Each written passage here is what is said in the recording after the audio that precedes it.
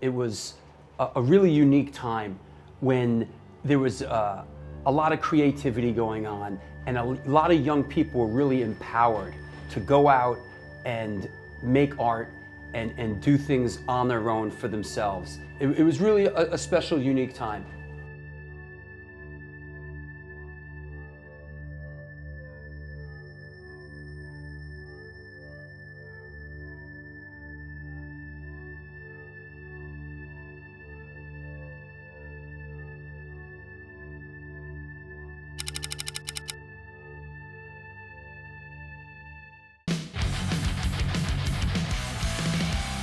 You knew just from looking at somebody that they belonged where they belonged.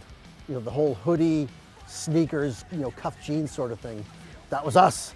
That was came right out of the straight edge scene. There were certain bands that sort of took on that look and adopted it as their own, and then it sort of spread from there.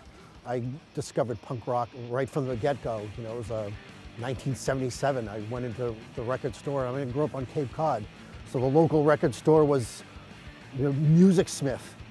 I just would look at the record, take a look at the back cover, take a look at the front cover, and I'd buy that record.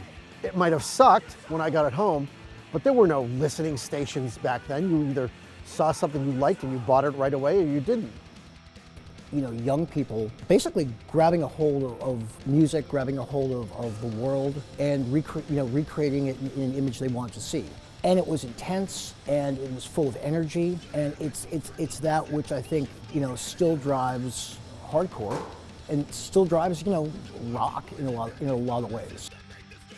For me, as a young girl in the scene, and actually I was a little bit older than a lot of the other girls at the time, coming for the first time and finding something that I felt was unique and speaking to me directly.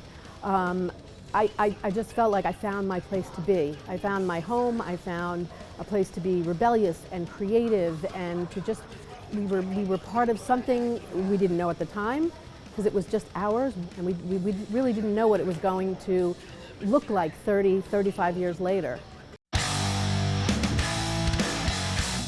New York was angry, but Boston was angry, like in a different way. But they were angry, and I think that a lot of other kids all over the world, they kind of fed into that as well, because the same frustrations. Hey, you don't have to be a city kid to be angry with what's going on around you. I was inspired by the early hardcore Boston bands because they were the ones that enabled me to think that, wait a minute, I could be in a band, I could pick up drumsticks, and I can do this. I can play, hopefully, like the drummer of Jerry's Kids, and just give it my all and go out there and kick some ass and be able to play drums. I think the legacy of the Boston hardcore scene is that there were so many bands. I think being an incubator, it had a small moment, but there were so many bands, and all the bands were really helping each other to succeed. I hate to use the word team together, everyone achieves more, because there was the Freeze on the one hand, who were drinking and smoking and doing whatever, and then there was SSD Control on the other extreme that were straight edge band, and the two of them met kind of in the middle, and it created Jerry's Kids and Gangrene and Negative FX, everybody working together to make the scene happen.